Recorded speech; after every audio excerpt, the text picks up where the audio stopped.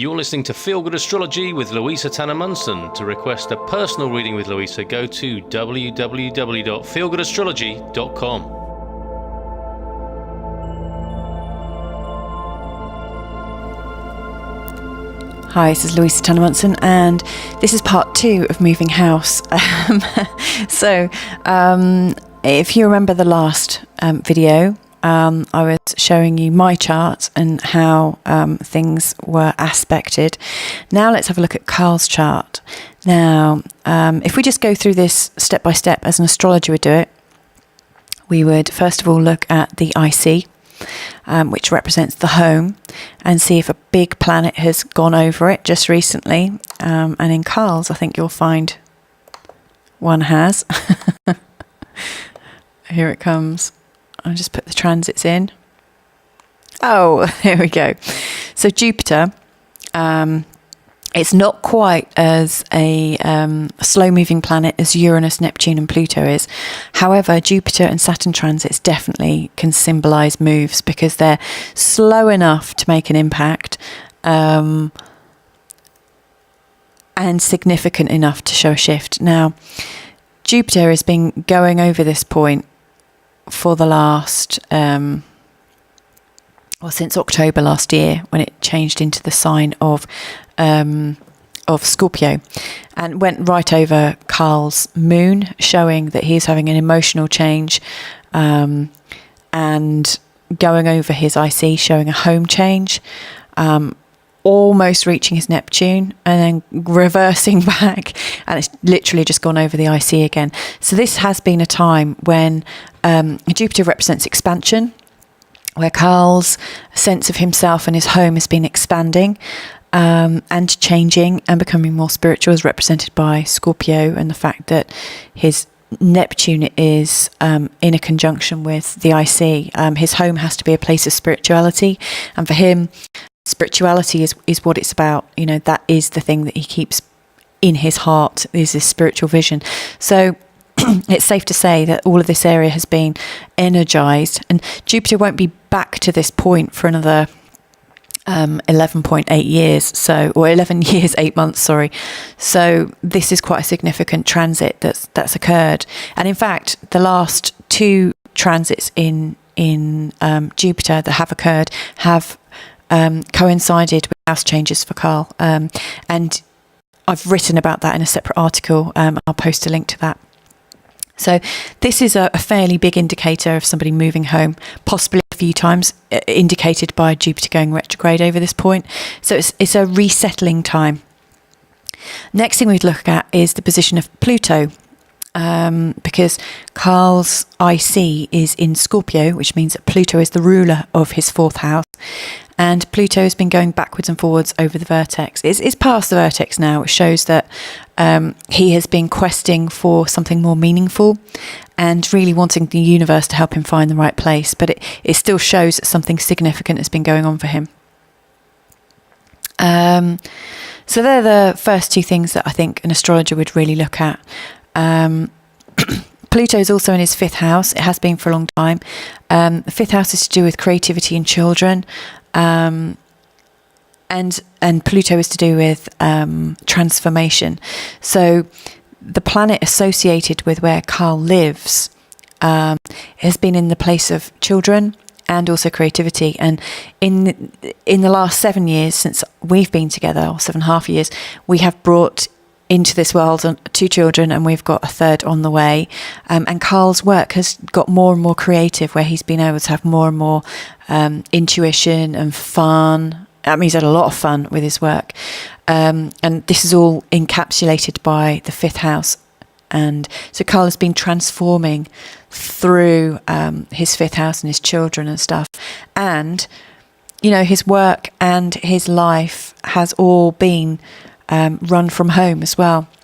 You know, we lived in the charity, at the place of the charity where Carl used to work. So his children, his fun, his creativity, his work has all been in the same place.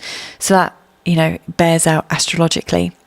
Other transits going on at the moment. Now, if you've already watched part 1, you'll know that Uranus is the planet of changes and and moves and awakening. And in part 1, we looked at my chart, and Uranus is the ruler of my 4th house, so it's particularly important. But often we would see Uranus going into a significant position.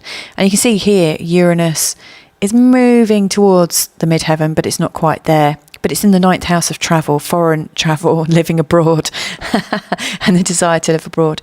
Now, funnily enough, we are, the contract we're in for our house at the moment is for 18 months.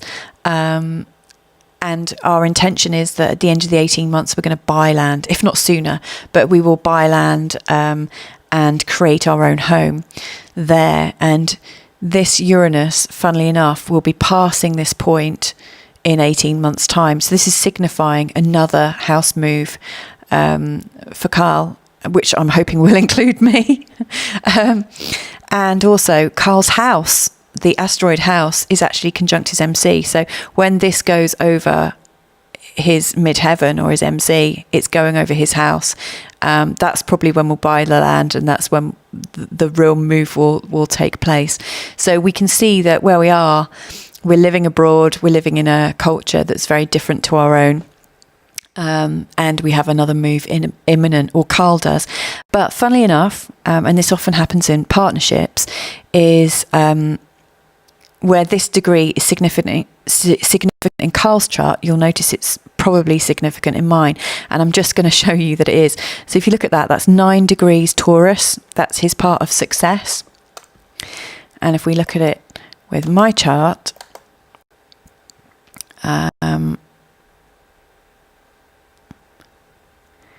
you'll see that my descendant, which is the part of partnerships, is at 10 degrees Taurus. Only 1 degree difference, so it's a very important point.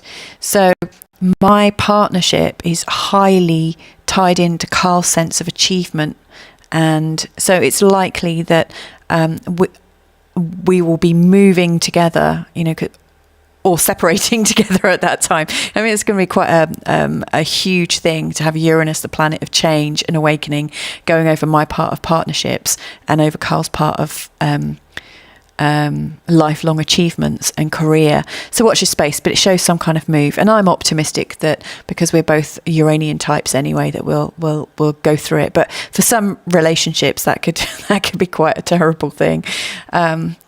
So just going back to Carl's chart, there's one more thing I just want to show you about it and the current transits.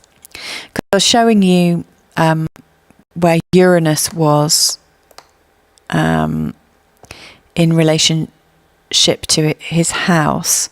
What I now want to show you,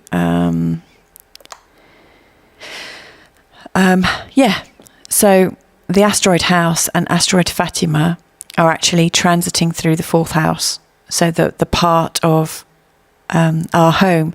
So there's another indication that house and Fatima might be important to us. So there's quite a few indications of a change there. Mercury's just going over the ascendant as well. That shows fast moving times as well.